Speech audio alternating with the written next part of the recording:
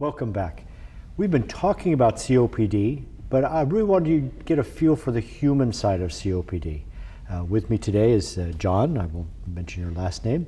So tell me about COPD and the impact on your life. Well, I was diagnosed about 5 years ago. I'd spent about 20 years in the military, and I didn't smoke prior to coming in, but all my friends certainly did, and it wasn't long before I was smoking about a pack a day for 10 to 12 years.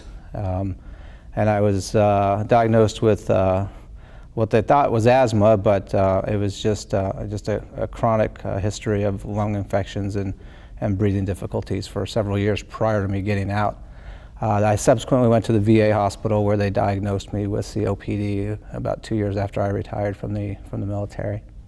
So the military's changed, and I remember with the airport traffic controllers, they wanted to encourage smoking. It sharpened your brain, made your heart beat stronger, and also caused lung cancer, emphysema, heart disease, and osteoporosis. So what's happened with the military and smoking? How's that culture changed? Well, ever since I can remember, I always aspired to be my leaders and my chiefs and senior enlisted managers. And so if you didn't smoke, you weren't considered a military man. So it wasn't uncommon to smoke in your barracks, in the office. Of course, everybody smoked in the cars, and it was the thing to do when you were out partying or out at the nightclubs. Since I've come in, the military, through all the armed services, the Army, Navy, Air Force, and Marines, have implemented very rigid standards of physical fitness and wellness. We have a number of wellness programs now in place, and it's become very competitive in terms of if you want to stay in the military, you have to compete with those soldiers, sailors, and airmen next to you for not only knowledge, but physical fitness. You have to compete with physical fitness testing and scores. You have to hit very high targets for push-ups, sit-ups, and your run. And if you have any type of respiratory difficulty, you're definitely at a disadvantage. So the smokers were certainly the first to go, and it's a much leaner fighting military now. So what happens in your life? How has COPD affected your life in terms of? Well, I had significant amount of difficulty sleeping. I have to sleep on my side just to get good air. I have been diagnosed with diabetes.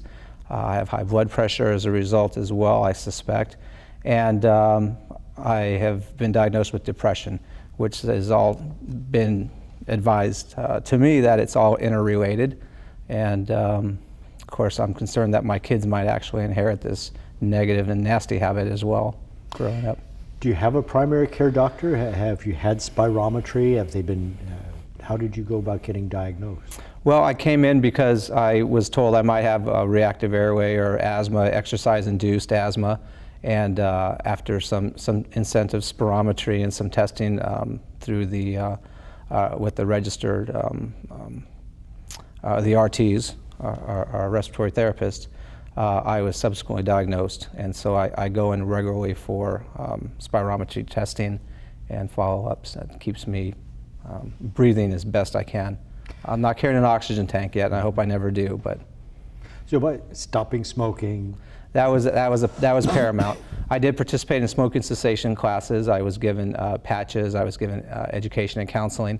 It's been effective. I stopped smoking immediately. I do want to live a long and prosperous life, and I feel that that was probably the first step to managing my COPD.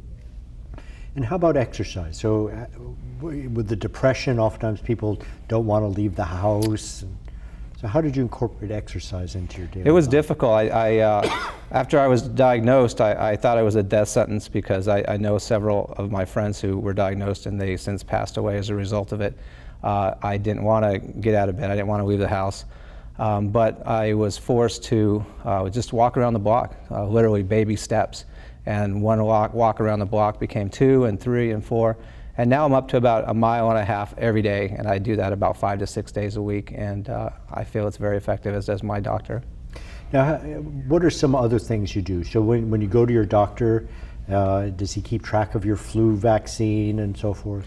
He's recommended that I get it, and I do. I was getting the flu influenza vaccine, which they say will help me manage my COPD. It seems like for the first several years after I was diagnosed, I was getting sick as a result of it, but at the end of the day, it was proven to be much more effective. And so I listen to my doctor, I listen to everything that he says, I take it as a biblical word, and I don't deviate from that. So he obviously knows how to treat me, and I definitely respect that. Well, John, thank you so much for coming. I know this has a big economic impact on your life, time missed from work, insurance, co-payments, all those medications, but you're doing a great job, and I really appreciate what you're doing for yourself and for your family as well.